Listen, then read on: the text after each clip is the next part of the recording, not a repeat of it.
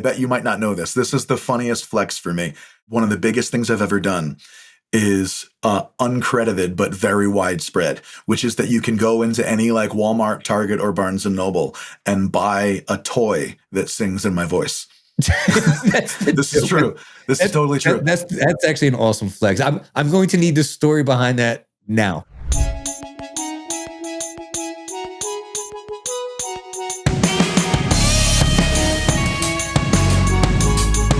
Today on Loves Music, we have Bright Kelly. Bright Kelly is a Pennsylvania native, singer, songwriter. I first discovered Bright Kelly when I heard his album, Funeral Tickets.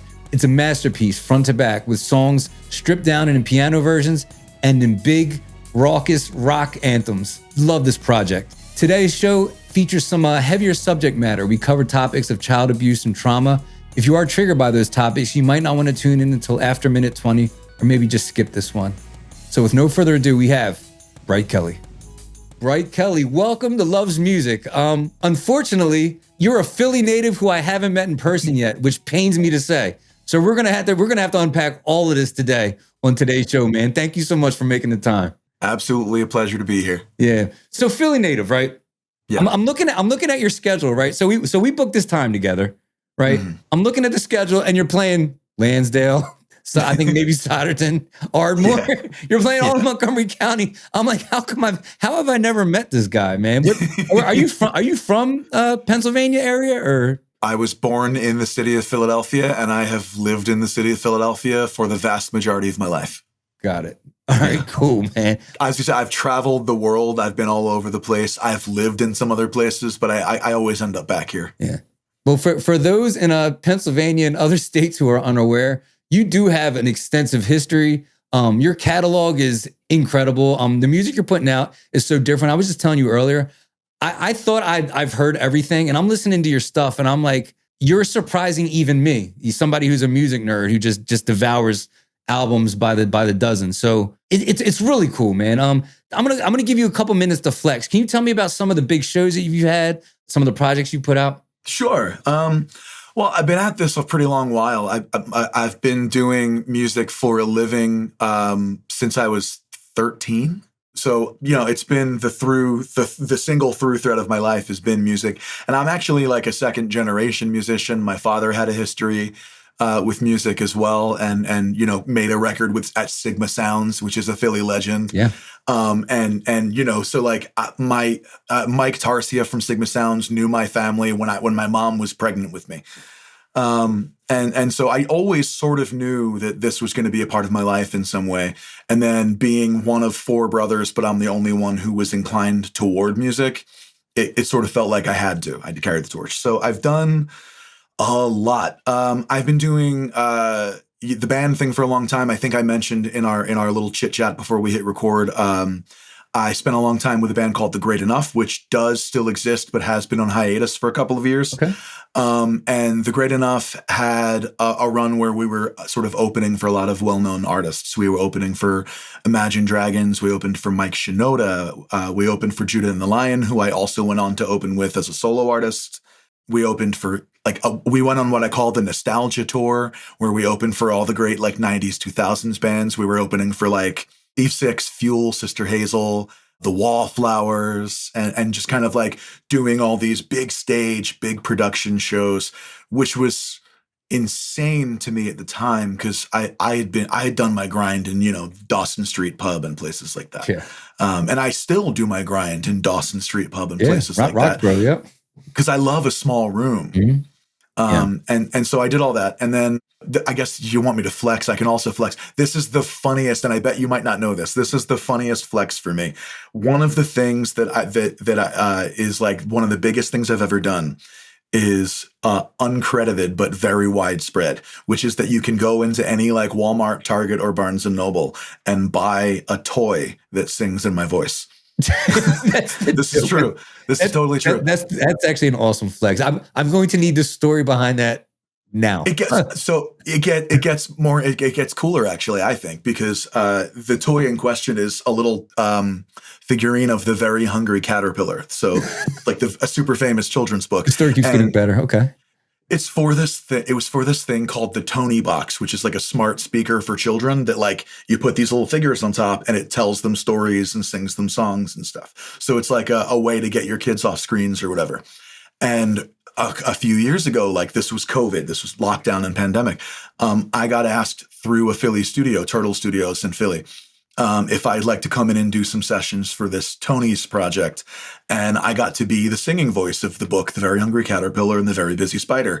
And I also got to do like a bunch of remakes of famous children's songs, like The Flying Purple People Eater and all kinds of crazy stuff. Papa's Gonna Buy You a Mockingbird, the Bobby McFerrin version. Okay. And so they put them on in these little toys. And so at that exact time was when I first became a dad. And so my daughter has these. Wow. She has these little figurines that speak and sing in my voice. And she's still young enough that she doesn't know that that's weird yet. Like she talks about it like it's normal. She thinks that like maybe some of her friends probably have this in their lives she's like, too. your dad doesn't sing in your toys? Exactly. And then, I've done like a ton of session stuff and I've been touring for a long time. Yeah. And also during COVID is when I started putting out music under my own name, which is why, as we mentioned, why my discography is growing, but it's not huge under my name yet, because my first releases were like 2019. Yeah. Well, your solo project that you have now, Funeral Tickets, I think it's as good as that type of music can get. It's not children's material for sure. No. You unpack some heavier content, but you do it in a creative, artistic way. It's still accessible. A lot of times when people have these intimate projects, sometimes it doesn't land because it's too personal. You're like, I don't see myself in that artist. Like I see, like you're talking and I'm like, and I find myself reaching into those darker places and relating to you. Can I read one of your lyrics back to you? Is that weird? No. You have a line, right? And this is on the song Jesus is a Socialist, off of Funeral Tickets. Jesus is a socialist. Hitler is a punk ass bitch. Keith Richards is a sorcerer. Yeah, the puzzle pieces fit. And I have to ask you, are you A, being deliberately provocative? B, wrestling with some spirituality or social commentary? C, is this just clever wordplay? Or D, none of the above and none of those answers fit? I would say the closest answer is D, but there's a little bit of truth in everything you just said. So if there was a little bit of all of the above and also some other stuff, that would be the right answer. Okay. I wasn't being deliberately provocative, but when I wrote the lyrics, I wasn't ignorant of the fact that they would be provocative. When I play that song live, I usually start by saying, and now here's a song that can really divide a room.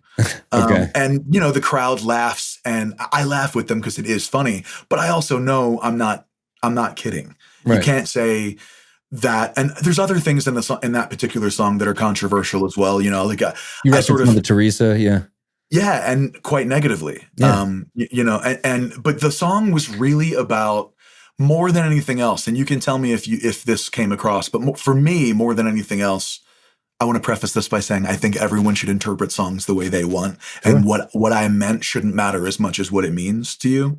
But what I meant was to write a song about the sort of culture of celebratory ignorance that's happening more and more in America, where it's like, it's not cool to be educated.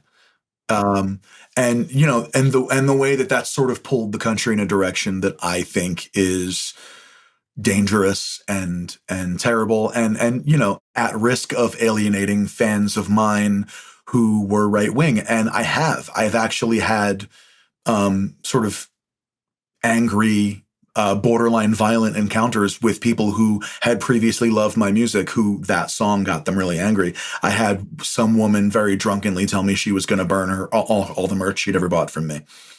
And I said, and I always say when I play the song, that if the song makes you angry, then it's kind of about you. And right. I'm not sorry. Because if you celebrate this idea that facts don't matter, I can't rock with that. Right. And so that's why I wrote all these controversial things about Jesus being essentially a socialist, which is true. It's unassailably true. If you know your gospel, that's, it's I'm not saying he was a Marxist Leninist, but if you want to say that Jesus wasn't a big believer in communality and in help for the common man, then you didn't read the Bible.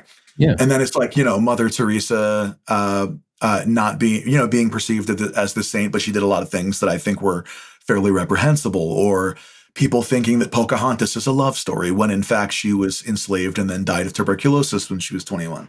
And I wasn't trying to be a killjoy. Like, this wasn't an attempt to be like, Bright ruins everything. But the idea was to try to shake people, to just like grab them by the shoulders and shake them as hard as I could. Right. And say, pay attention. And when you learn a new fact, let your perspective shift. There's a superpower in being able to just change your mind about something. Right. So that's what I was trying to get across in that song. I like that. I mean, and you should be allowed with, like, shouldn't I be allowed to change my mind if I'm provided with new data? Yes. Right. Yes. It's morally reprehensible not to change your mind when right. challenged with new data. Yeah. And the sticking your fingers in your ears and saying that's not my perception of things, or I have alternative facts or whatever. It's just terrible. And I can't wrap my head around people who do it. Mm-hmm. Now, was there anything going on in your life personally at the time? Do you have a religious background or a specifically non-religious background, or? Yes. Mm-hmm. How do I encapsulate this? I was born into a devoutly Catholic family, and then things transpired in my life that made me not Catholic anymore. Things happened that made me anti-established religion. And I, for a long time, I was actually quite outspokenly against the entire idea of religion or denominations or churches. And that's changed a little, in the sense that now I understand that, like, people can have faith in a way that is beautiful. But yeah, I would say that my life poisoned the well against faith and spirituality and religion for a number of years. And Funeral Tickets was me processing a lot of things that had been laying around and sort of like gathering dust in me for a long time. So it's a lot of childhood stuff that I was unpacking. And Jesus Was a Socialist and I Remember Everything are the two songs on that record that tackle those things the most. Okay. And you're at liberty to share as much or as little as you would like. Was this a gradual shift away from religion, or did something specific happen, or was it a couple specific events? It was a series of specific events. It was most of it took place when I was a kid, and I lived with my grandmother. And this was during a time when my mother's life was not stable and she didn't have custody of my brothers and I. And during that time period, rather than being taken care of by adults whose job it was to take care of me, I was being victimized by these adults. No, it's, you come out the other side of things, and I thank you for that. But a lot of it was done in the name of faith. A lot of it was done in the name of like making me better or curing me. And I remember as a kid being sort of like hassled about things that I had no control over, like being a red-haired person even was like a thing that I caught flack about, or having numbers that were unlucky in my social security number, and just weird stuff. And so I had an adult in my life who was extremely religious, and some stuff was done to me that's very like Lifetime movie, and for the sake of my own peace and the peace of your listeners, I would suffice it to say that it definitely was abusive and terrible and scary, but it wasn't necessarily what most people are going to think, because most people are going to think that I'm talking about having been like sexually abused as a child. If only it were that simple. No, it was much more about control. And so I spent years of my life being restrained physically. Oh, okay. I was going to say like some forms of captivity. Yes, very much so. So literally physically restrained when I was in bed, and sort of like punished for things that I couldn't control. And there were elements of some sexual abuse too, but it was all it was a big ball of nasty stuff that happened. And for years, I let it kind of torment me. Especially, there were years in like therapy, quote unquote therapy. I'm a big believer in therapy. I just didn't have the money to do it right. Okay. I'm not anti-therapy. God, go to therapy. Yeah. No. trying to wrestle with it all pushed me into a really dark place for a large number of years. And the hardest part was everybody telling me that I had to forgive my abusers, right? Yeah, that's a tough pill to swallow. Correct. And so the freedom moment for me, the epiphany moment for me was that I don't. Right. That I don't. That I can forgive myself for not being able to save myself. And I can forgive adults in my life at the time who didn't know what was happening and didn't save me and blah, blah, Right. blah. But that I don't have to forgive the people who perpetrated this stuff against me, Right. which is exactly what I remember everything is about. The lyric is, I could never forgive you because I remember everything, which is about trauma memory, because there's only two kinds of trauma memory in my experience. Right. You either remember nothing, Right. or you remember every minute detail. You disassociate, or you just, or you relive. Yes. Yeah. So that was what was happening when I put that record together, for sure. So what type of effort or how difficult was it to extend yourself grace such that you realized it wasn't your fault, or you realized that you weren't weak, you were actually a victim, you know? Yeah. I have the love of a very good woman, and she is a very wise person, and she was a big part of gently coaxing me around to seeing things that way, for sure. So all credit and love to my wife for helping me find that sort of and she did it without ever telling me. She's not the type of person who says, this is the truth, this is the reality, believe this. It was very subtle, the way she would kind of pull truth out of me and let me find it myself. As women do. As women do. And then finding out that I was going to be a father was a huge sort of watershed moment for me, because suddenly I felt the weight of being responsible for a life. And my entire life, I had never wanted to be a father. And for anybody who listens to this and knows me in my personal life, I'm not trying to hurt anybody's feelings, but I might. I didn't have a particularly good father. In fact, I had a pretty bad father. And, I'm sure there's listeners that will relate to that. Yeah, I just mean that, like, my brother, my older brother and my father were very close, and they loved each other very much, and they got along very well. And I don't want to take away from my brother's ability to love his father, or my aunt's ability to love the memory of her brother. And I don't even want to speak ill of my father, who has passed away, because he isn't the person who abused me. Right. He just checked out. Right. He just had his own thing. He was just never around. You know what I mean? Like, he was just some guy in the basement who would come home in the middle of the night after playing gigs and then be gone before I woke up for school. And I would see him on holidays. Like, he just wasn't there. And he didn't protect me from anything. And then he absolved himself of responsibility of it all when he found out about it. Almost like he condoned it with his absence. Yes. And I thought about what it would take. I never wanted to be a father because I thought that might be genetic. What if I would be that kind of guy? And then the second I found out I was going to become a dad, I just immediately knew in like the core of me that there was nothing in the world that could ever pry me away from my responsibilities toward this life I was making. You know what I mean? Like, so I knew in that moment, I was like, oh God, I'm going to be a good dad.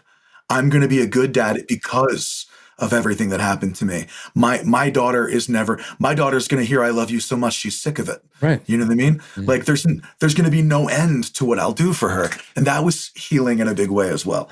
But I had to write I Remember Everything just to kind of exercise the last of the poison. Mm. And now I can look back on that song and see it and think about it. And but like the first time I performed that song live, I broke down crying, and my mom ran up onto the stage to hold me. How can you not? I mean, that's a heavy tune, man. Yeah. I mean, and it's so dynamic too. There's not a ton of songs. There's 4 songs on the album, and then there's 4 songs in piano versions. I don't know what do your folks like more? Like, when you get feedback, I don't know which version I like more. It depends on the song. People tend to gravitate toward the piano version of Better Than This. Okay. Both versions of I Remember Everything have received a great deal of love, but from different people, you know what I mean? Because The studio version is like a grunge. It's like grunge rock. Yeah. You know what I mean? Like it's like That's what, a. I mean, It's that's the one that I actually like that. I like that sound, yeah, A and I was little going muddy. Yeah. and I was going for that. Like Yeah. it was very deliberate. You know what I mean? Like we were working in a situation where I could have made an extremely hi-fi polished sound for that song, and I was just not trying to do that. But then the piano only version of it is kind of heartrending in a different way. Right. I don't know if people prefer one. I guess listeners should probably just like DM us and tell us which version they like better. Maybe. Maybe. Yeah. Be Yeah. I great. don't know. I'm split. I got to spend some more time with it. As of now, I think I do like the full band versions and stuff. I think I do as well. Yeah. Quick shout out to Alex Wash from the band Grand Dogs who played piano on the Alex B-sides. Wash, shout out. No. Your wordplay too, like I said, you're dealing with heavy concepts, but still presenting them in a very clever way. They're accessible, but then the wordplay is clever. You have a line in Hello, Good Morning. Pain is a fire in the earth. Love is a star giving Love is a birth star that's giving birth to a planet. Come on, bro. Come on. Yo, Thank you. that is like some top choice gourmet songwriting right there. Thank you. The dirty little secret that I love to share with everybody, because it's not a secret at all, is I consider myself a writer first. Yeah. And I literally mean like not even necessarily a songwriter. I'm a words guy. I'm a word person. Poems, songs, stories. I wrote a novel. Yeah. Did you really? I really did. Yeah. It's going to be out hopefully within the next year. And then, there are some short stories out there that people can go and actually read that I wrote. Okay. And so I'm a word guy first. Singing is a thing I can't help but do. Singing is a reflex. Music is a reflex. Performing is a reflex. But I write songs for the excuse to write stories that I can sing. Okay. Which is why I think that I'm one of those guys where like my music definitely is better if you're the kind of person who pays attention to the lyrics. Well, I like that too, because you're writing accessible music without deliberately trying to write pop songs. Yeah. So it's like you're getting this very just original piece of art. And I'm trying to find comps, and I'm like, I don't know, nobody sounds like this guy. Usually, like I have an R&B singer come on. I'm like, yeah, I have this girl on. She kind of sounds a little Alicia Keys, a little Corinne Bailey Rae, a little touch of it. I can't do that with any of your stuff. I'm like, I got this guy coming on. I think it's rock music, dude. I don't know what I don't know what I just I love heard. that. I don't know what I just heard. I have had that struggle my whole career when people, because that's a really common thing that like bookers and promoters will ask you. Yeah. And so they'll ask you for your FFO. Do you know about this? No, it's this. You'll see it in like when you're filling out booking things, they'll ask you for like comparable artists, similar artists, or FFO. FFO means for fans of. Oh, I didn't know that. So I've struggled for a long time with being like, what are my FFOs? And I could do there's one of two things you can do. You can either go, here are the obscure artists that inspire me who actually do have some similarities to what I do because I love them, or here are the most famous artists that have like one thing in common with me. Yeah. And it ends up almost always working out that you have to do the second thing. So it's always like, I always have to say like Hosier, because we're both like bluesy, soulful singers writing that kind of music. I get it after you said it. I would have never landed there, but like I get it after you say it. Yeah. Right. And it's like, or sometimes I say Peter Gabriel, who's a big production influence on me. Okay. And that's, I think, evident in a song like Hello, Good Morning, where you can hear, after I say it, you can hear the similarities between that and a song like In Your Eyes. Yeah. But yeah, it's a struggle to find something that's like dead on, unless I'm talking about smaller artists. Like I'm a huge fan of like, there's an English songwriter named Jack Garrett. Mm-hmm. That I think I have a fair bit in common with. Jack. You guys got the same hue in your beard. Well, and like me, Jack Garrett does some live looping kind of stuff in his live show. Mm-hmm. And then, like from a songwriting perspective, my previous album, The Quiet Ones, was heavily inspired by Damien Rice and Elliott Smith. Okay. But like, I don't sing like these guys. No. Like me and Glenn, I go back a long time with loving Glenn Hansard, and his music, which is, the movie Once. Okay. But like, you know, I don't sound like any of this stuff. I just Right. pull little bits and pieces. Right. And there's bits and pieces of, you know, 90s alternative Counting Crows-y kind of stuff, or, you know, whatever. And I've deliberately never chased one kind of, which is what's happening on my next record too. My next record is just an exercise in not chasing a specific sound. Yeah. I mean, instrumentation wise, I mean, there's an anthemic element, Yeah. as in it's big sounds, but it's not like sports anthem. It's just a big sound, you know, like it feels it feels like you're writing for crowds of like 10,000 plus. You know what I mean? I like that. Yeah. There's you're going to hate this comparison, but you got to hear me out. The way the percussive elements, and it has this kind of universal appeal, almost like the same way that like One Republic almost sounds like church music. Oh, yeah. The band One Republic. Yeah. Yeah. Yeah. Yeah. Like, Ryan Tedder's got that gospel in him. Yeah. Yeah. There's a little bit of that in there, like the way that you'll use like the way you master the toms, and there's parts of it where I feel like I'm like back in like I went into like an evangelical church and the musicians were killer. You know what I mean? So it's still a compliment, you know, like it's a huge compliment. Okay, all right. Good. I don't know. You're like, oh, look, man, I'm not trying to sound like these church folks. A lot of my favorite musicians that I play with have church backgrounds. Mm-hmm. That ain't an insult at all. All right, cool. I've worked live quite a bit with a Philly bassist MD named Ra Sungi, who's just an unbelievable bassist who has sort of a background in R&B and gospel stuff. And I've worked with a lot of gospel drummers, and gospel drummers just go. Yeah, they just go. Yeah. They just go. You have to, if anything, learn how to rein them in a little bit. Well, that's what happens because they sit in the pocket, right? So if you're a good gospel drummer, you want to play something different, but you'll have these 7 or 8 minute things where the guy's talking and then they'll break back into the song, then they'll stop and pray, and the musicians are just playing in the background. So if you want to be dynamic, you're like, I got to think of like 30 different fills for this one song because we've been playing Amazing Grace for the last 10 minutes, you know? I think that I hear and agree with your assessment there. Also, like, despite my my already avowed sort of dislike of organized religion, I actually love that kind of music. Yeah. I because I did still grow up in churches. So I still grew up surrounded by hymns and worship music. And that stuff is beautiful. Yeah. It's beautiful music. There's no part of me that wants to deny the influence that music has had on me. And growing up, the kinds of music I was obsessed with were church music and like Sam Cooke, Otis Redding, Wilson Pickett, Stax Records. Yeah. You know, like that's the stuff that I was obsessed with. So for sure that stuff has found its way into what I do. Yeah. Despite the fact that it's much clearer to the casual listener, probably, that I liked like Nirvana or something. You know what I mean? Yeah.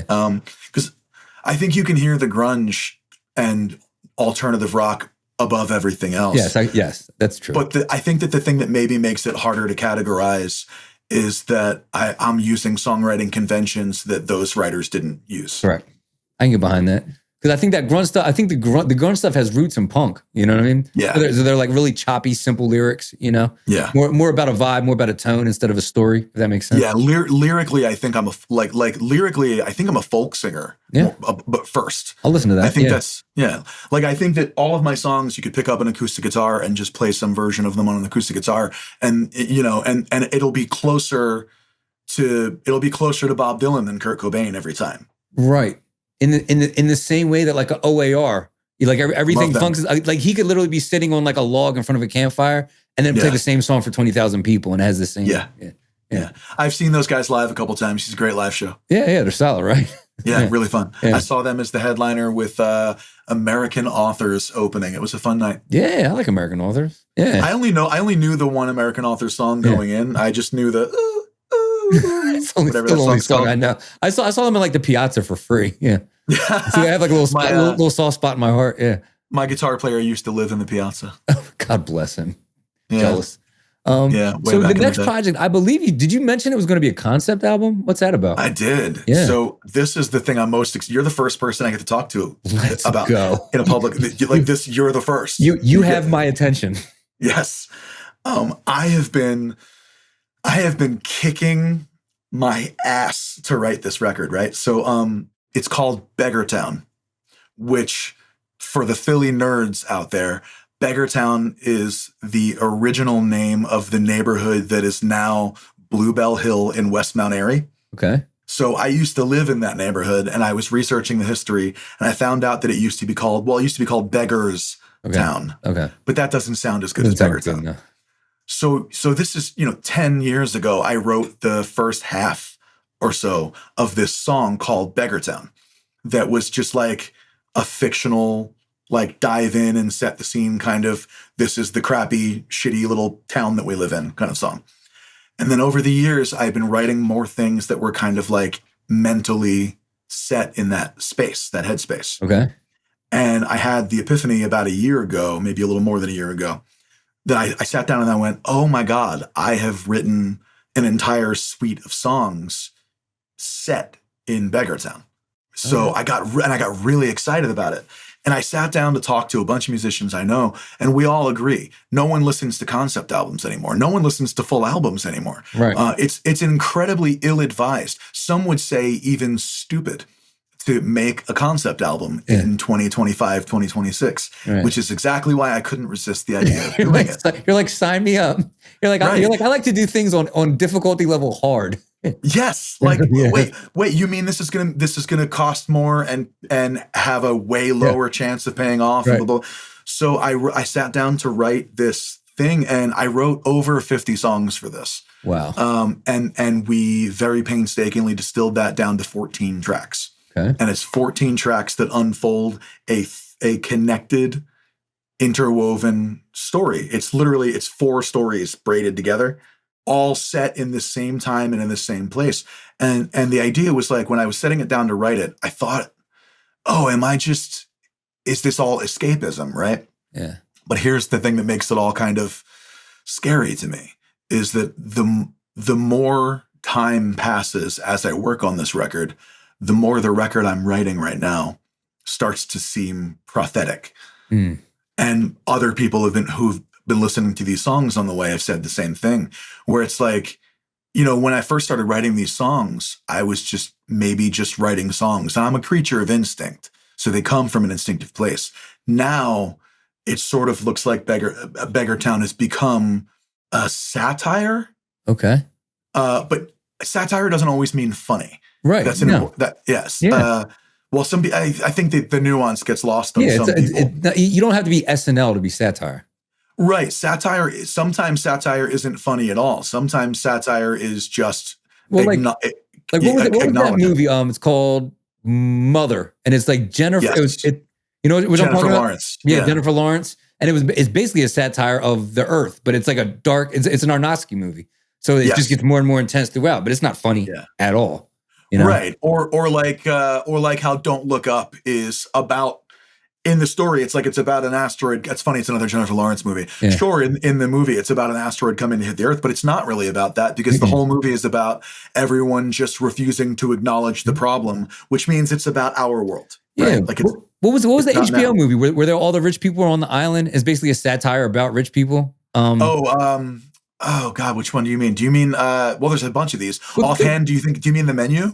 No, that's one too. Yeah. Well, it has it has like that cool music in it. You know which one I'm talking about? I do. It rings a hard bell. I'm not going to get my head around it. It's like a tropical.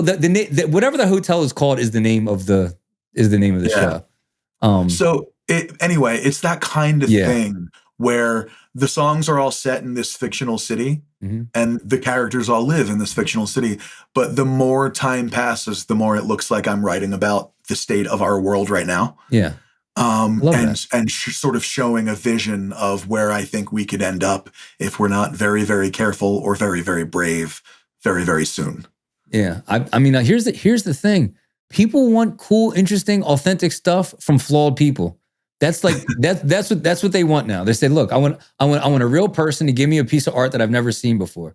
So this could be right what the doctor ordered, man. I hope so. I definitely think that I'm flawed. I definitely cop to being flawed. Just a funny thing to say out loud. I do feel the same. It's just funny to say it out loud. I do in fact feel like I'm maybe not perfect. Yeah. It's bold. It's a really brave thing to say. Guess I know all this time you thought I've been perfect, but I want to fill you in. Chat, am I a paragon of Yeah, virtue? turns out I'm not No, not so much. this may come as a shock to you. No.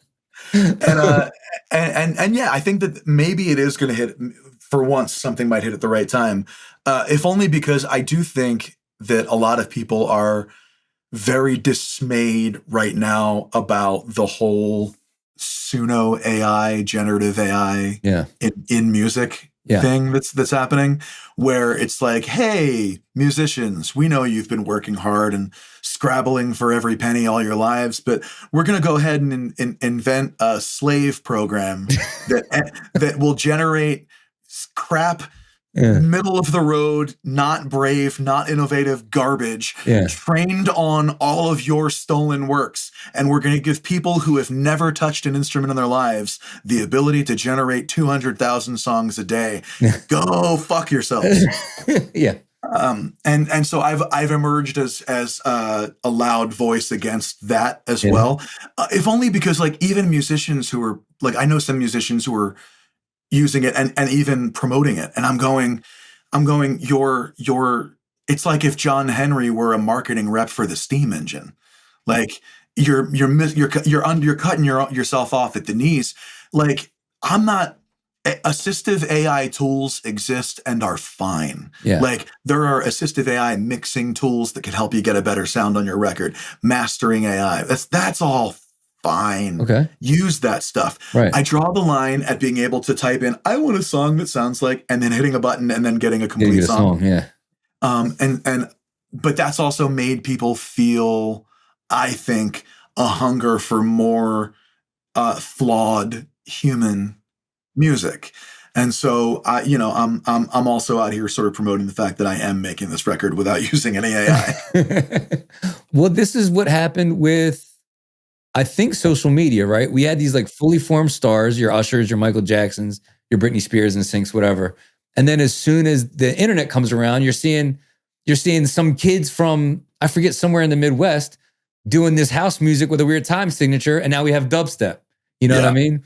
And the early adapters were like, this is kind of cool. And everybody else is like, this is weird. And then 2 years later, you go to a festival and there's 80,000 people listening to Skrillex, you know? And I'm all about new music, new genres, pushing boundaries. Yeah. My issue is that I don't want to see exploitation wielded against artists. Right. It's already so hard out there for people who do what I do for a living. And like, why are we contributing to anything that's going to make that harder? The thing I keep saying is that I think it's weird. We have these incredibly powerful tools, right? These incredibly powerful language modelers and I do specify that they're language modelers because real AI doesn't exist yet. Like there's no actual artificial intelligence. And if there ever is, I'll be on the front line protesting for it to get civil rights. Right. So I'm not like anti-technology. I'm not anti-synth. I'm not anti any of that stuff. Right. I think it's great. Push boundaries, make different kinds of music, challenge the form and the format. I just don't think that Suno is doing that. It can't, by its very nature, it kind of can't challenge the format because it's trained to be the sort of common denominator of the format. Well, it's taking its lead from what has already come before. That's what machine learning is. Exactly. Right? Exactly. Yes, exactly that. Right. So it's not really pushing the genre forward. It's just giving you a larger volume of what's already out. Yes. Yeah. And so in the making of this record, we did we actually have coined a genre term for it. Okay. Because it is, again, like it is my characteristics slightly hard to categorize. Like you're going to be like, well, it's rock music, but what kind of rock music? Yeah. And so do you know how they refer to like Tom Petty and Bruce Springsteen as heartland rock? That's actually the first time I've heard that term, but it makes sense. It's just like middle America. So, blue collar rock. Yeah. Bob Seger, Bruce Springsteen, Tom Petty, all that stuff is referred to as heartland rock. Right. So Beggartown, we have decided, is going to be the very first album of wasteland rock. Okay. Because you have my attention. Let's go. Yeah. That sounds fun. Well, because it's about a city at the end, basically at the end of societal collapse. It's about the end times and the apocalypse in a lot of ways. It's about, like not late stage capitalism, end stage capitalism, where the dollar rules and there's nothing anyone can do about it, and you're just a prisoner to this system that you can't even dream your way out of. You can't even think outside of this because the box is so thick. And I've always had this fascination with dystopia and apocalypse and stuff like that. And so the idea was to write a record that does that. And so we're writing this wasteland rock record about people, about maybe the last few people in my fictional world who do still remember how to dream of something free. I like it. Yeah. It's gonna be good. And here's the thing. If the music is good, I think it'll still do well. I think so. Like it doesn't have to be mainstream music. It doesn't have to be a bunch of snappy hooks, but if the music's good, your people will find it. I think so. Mm-hmm. Also, like, don't get me wrong, it's got some snappy fucking hooks in it too. But you're like easy, Jones. The hooks are still dope. well, like at the end of the day, I am. We talked about this. I am a student of the Beatles. Yeah, you know what I mean. And the Beatles were the ultimate masters of like, we're gonna write a 3-minute pop song with a snappy hook, but also it's going to unmake your soul at the cellular level and leave you gasping for breath before we're done. They were like hook machines. They took something that you said every day 6 or 7 times and turned it into an incredible song. Yeah, and that's one that is absolutely true. 8 days a week is a thing that Paul McCartney overheard somebody say, and he was like on the bus on his way to John Lennon's house, and he heard that phrase, and he got off the bus and was like, "Let's write a song called 8 Days a Week," and they did. Yeah. It's crazy. Their discipline was wild too. Something like whenever they started a song, they had to finish it, or something like that. It was in his. Actually, I don't know. Are you a big reader? Huge. McCartney's memoir, Many Years From Now, probably my favorite Beatles book. I probably own, I don't know how many, but I actually do. It's on. I'm looking at it on the shelf over here. Mm-hmm. I have it. I have a whole shelf that's nothing but musician biographies because I love those. Yeah. I'll plug my favorite musician biography if you haven't read it. My favorite musician biography of all time to date is This Wheel Is on Fire by and it's Levon Helm from the band. Okay. So it's about like, what it was like to be Bob Dylan's backing band and then write all those songs leading up to The Last Waltz and stuff. Incredible book. Absolutely wild to hear about his life. He lived in like a dirt floor. He had like a dirt floor and no running water and no electricity when he was a kid. Nuts. That's incredible. So will I still like it even though I'm not like a huge Bob Dylan guy? But it's not about Bob Dylan. It's about the band. Do you know the music of the band at all? No, not much. I know a song or two if I heard it. Correct. You would know, like, everyone knows this. Oh, take a load off, Fanny. Yeah. Take a load. Right. So it's the band that did that. And it's about, it's just about this one drummer and how he got successful, basically. Okay. But I think you would like it just because it's a weird, his life took a really weird journey. Like his mile markers were not where other people's mile markers are. And it's very, very little of it is focused on Dylan because, they also worked with like the Staples singers and Neil Young and Joni Mitchell and all this other crazy stuff. Yeah. I mean, those musician circles aren't that big. Like you hear about these like session guys that just played with everybody, Yeah, I know one of them. Yeah, do you? Yeah, I do. I know there's a guy in California that every musician, every guitar player listening to this is going to know the name Tim Pierce. Yeah. Tim Pierce is he's a guitar player. He lives on a house in a hill in Los Angeles, and he has played on 1,000 records and love and can't get enough of. Really? I can't even, like, Michael Jackson, like, like the list of artists this guy has played for. If he ever writes a tell-all, he's written for he's played for like Michael Jackson, Joe Cocker, the Goo Goo Dolls, Roger Waters from Pink Floyd, Phil Collins. He's the mandolin on Iris by the Goo Goo Dolls. Oh wow, okay. And he's the guitar part you remember from that song "Don't Dream It's Over," and he's the rhythm guitar part in the bridge of "Black or White" by Michael Jackson. Like all the parts of the song. This time I thought it was Slash. It was this guy. Slash is playing the.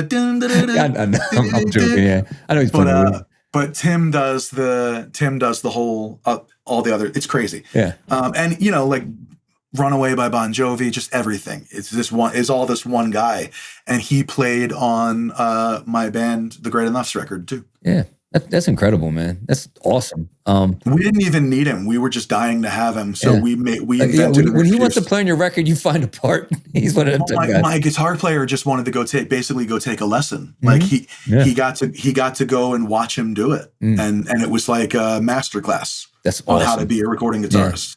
Hey, man, I got to be honest, man. I want to hear more about you, man, because you have just such a large breadth of work, and I feel like I want to hear more about your like day to day, right? Sure. Like you have so much going on, but you have these very sophisticated projects that require an immense amount of focus. How do Yeah. you rein yourself in on individual projects yet still have a wealth of? So shout out to my friend Joe Maskey, who is for sure going to be listening to this. He asks me this question all the time. Yeah.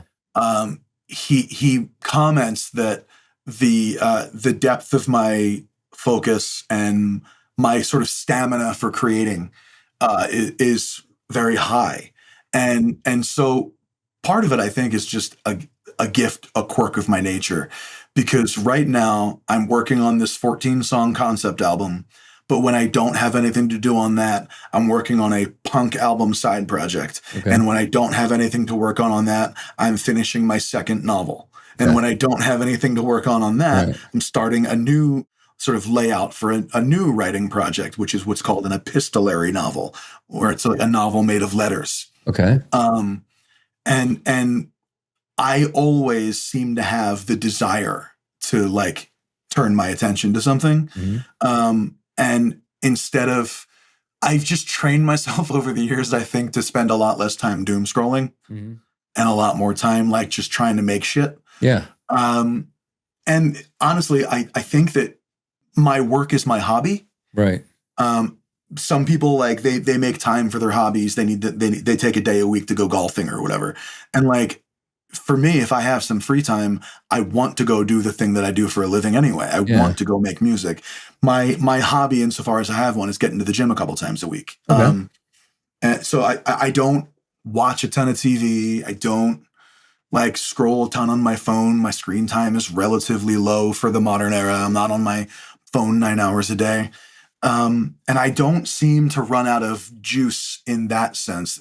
So the only thing I take time away from creating to do is making sure that I'm like the world's most obsessive and present dad. Nice. So that makes a lot of sense as you're explaining it. Yeah. For myself, I have an anxious obligation to finish things. You know what I mean? So if I'm working on an album, I'm like, I can't sleep until it's like done. You know, so I'll get obsessed with it for 6 months and I'll crank my album out. And then it's like, all right, my wife's be like, hey, I want to paint the living room. And I'm like, all right, but we have to be done today. Like, I don't want to look at like an unfinished room. You know what I mean?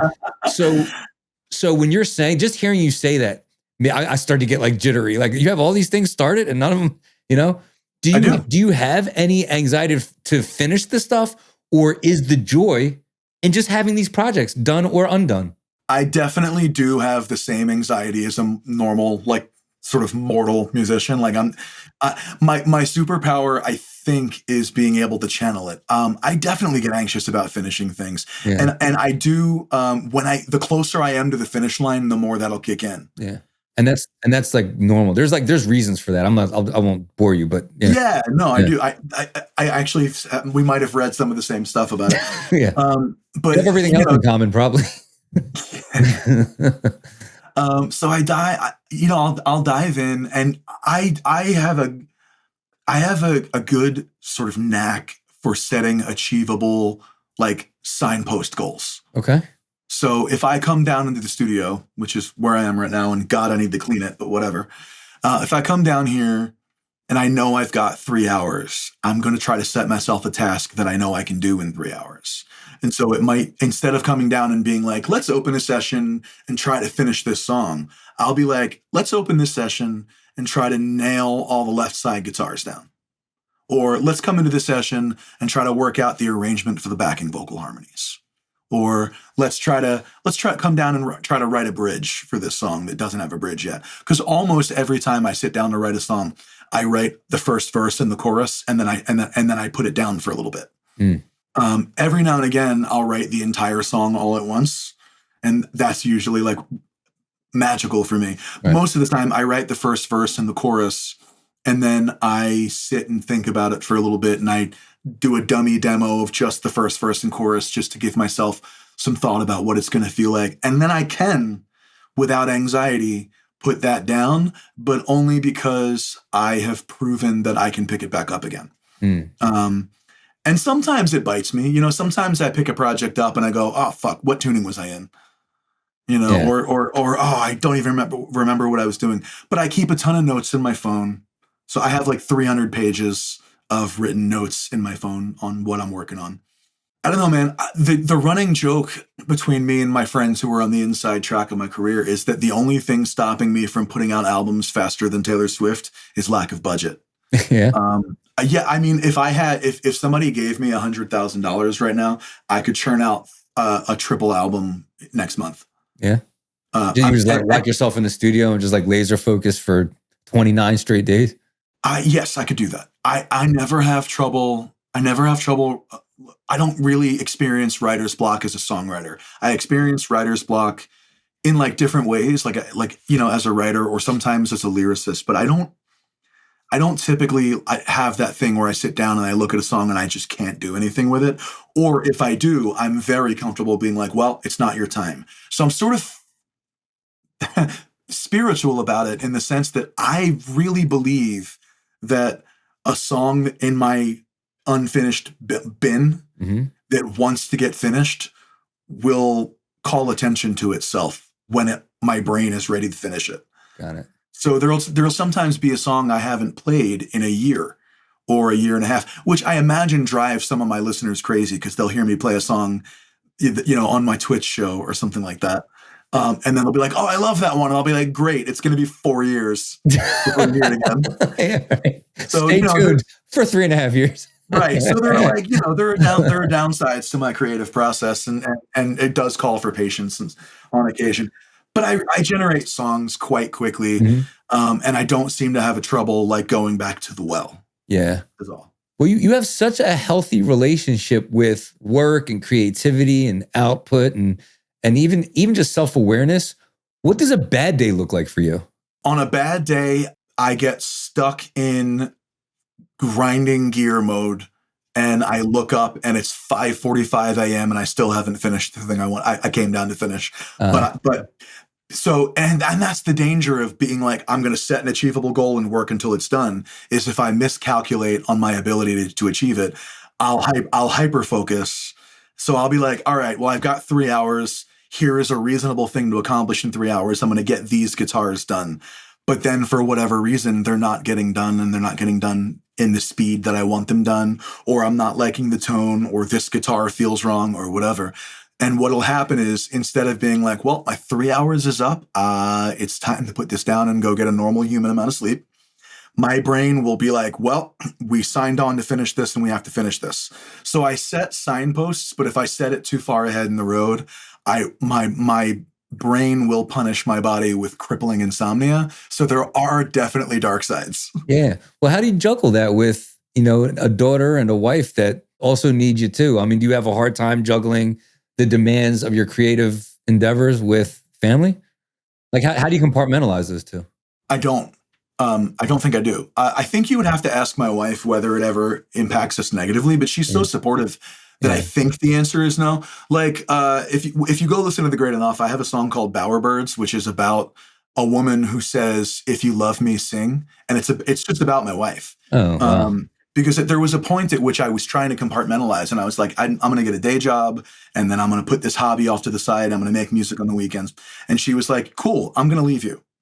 Because she knows that this is who I am. This is who I have to be. Right. And so she was like, if you're going to give up on yourself, you're not going to do it in my name. You're not going to do it for me. You're not going to say it's because of me.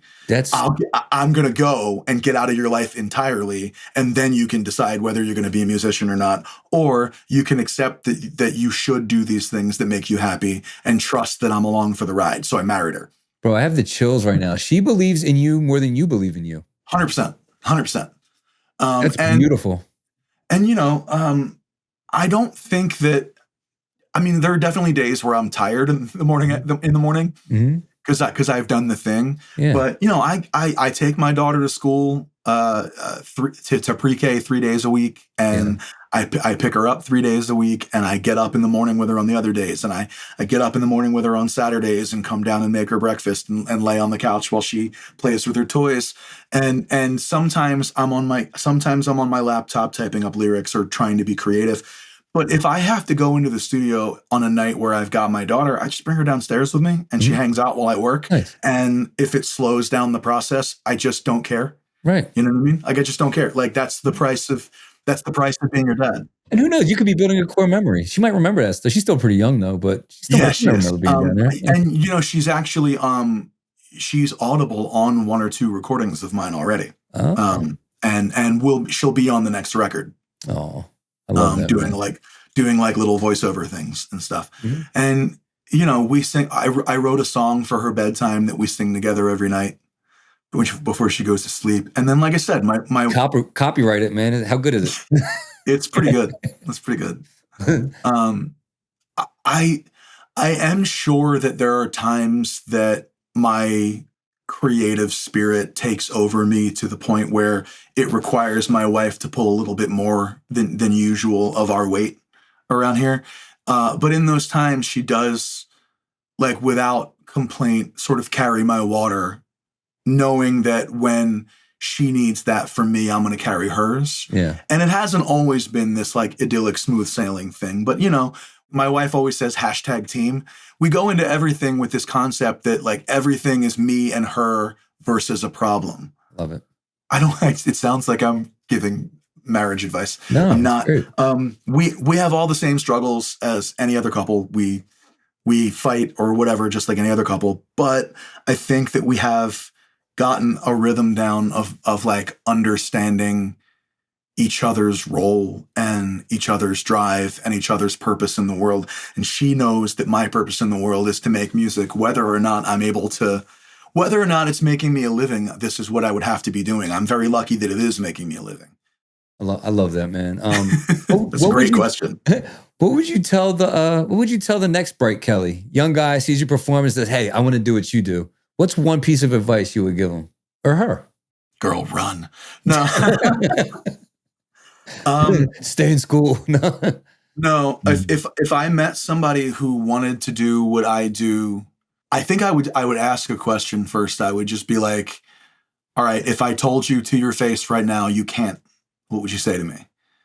And if that set off their defiant streak, if that made them angry at me, then I would give them advice. Because at every point in my life that, like, I don't know, I'm fueled by the doubt of others.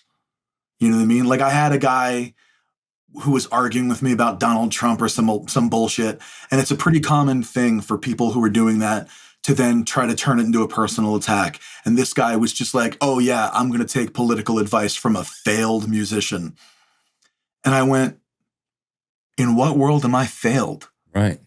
I don't have a quote unquote day job. Right. I don't work at UPS. And by the way, to any musician listening who does have a day job or does work at UPS, you have as much right to tell that dude to fuck off as I did. You're not a failure either. Yeah. Right. Like, are you making music? Are you putting music out into the world? You did great. You didn't fail. That's the point. Yeah. But there's an extra level of success over that where it's like, can you make it your living? And that's, in my opinion, any musician whose entire living is music is a overwhelming success. Take all the dream. applause. That is the dream. Yeah. And I am one of those guys. I don't like, I play music. That's it. That's what I do. I go do shows. I make records. I sell records. I sell merch. Yeah. I play live. I do sessions. I do a lot of different things, but all of it is music. Everything I do, every minute of my life, every drop of sweat that I shed is on my own account for my own creation. So this dude calling me a failure, that, if anything, makes me double down. So I would say to the next Bright Kelly, wherever she is, let everybody who doubts you piss you off. I love that. Yeah. Bright Kelly, where can we find you, brother? So I do have a website. It's very simple. One of my friends, shout out Kate Nix, made the joke that I should get my website as brightkelly.me, which is so I did. And she wanted me to do that because she was like, yeah, because then you can tell everybody that you're going to Bright Kelly them. So if you want me to Bright Kelly you, just go to brightkelly.me, and I have links to everything. Yeah. And I'll be posting like updates on the Beggartown project because there's going to be a big crowdfunding push coming in early 2026 once you've all recovered from Christmas shopping bills to try to finish that record. And I'm doing a dollar for dollar match, or maybe a 2-for-1. I'm investing a huge, stupid amount of my own money into this record to try to get people to help me raise the rest of it. Got it. So everything's at brightkelly.me. I'm on Patreon. If you want the behind the scenes stuff, it's patreon.com/brightkelly. I am brightkelly19 on any social media platform. The only one I use often is Threads, but I am on Instagram and TikTok as well. And I'm trying to think. There's one other important thing I'm supposed to plug there. I'm bad at this part. You got shows. Are you going to be in Lansdale soon? Next week, you can catch me in Mount Laurel or Bensalem. The week after that, I'm doing the ugly sweater party at PJ Whelan's in Hatfield. So come by PJ Whelan's in Hatfield for happy hour and check that out. And then yes, I'm in Lansdale on the 19th. I'm in Abington, so I'm like 20 minutes from 3 out of 4 of those places. So. And I'm in Abington all the time just because a ton of my friends live in Abington. My drummer lives in Willow Grove. Oh wow, Bright Kelly, this might be the beginning of a very dysfunctional friendship. Yes. Let's go. We did talk for 20 minutes before we remembered to hit record. Yeah, absolutely. Well, and now I'm already over time, man. So I want to respect your time. But the rest of you, thank you so much for tuning into Loves Music. Bright Kelly, thank you so much for making time for me, man. I know you got a million things going on. If you like what you heard here today, let's support our boy, especially if you're in Pennsylvania. I hope to see you at one of these Bright Kelly shows. And if you like what you heard here today, please tell somebody who loves music. Take care of yourselves.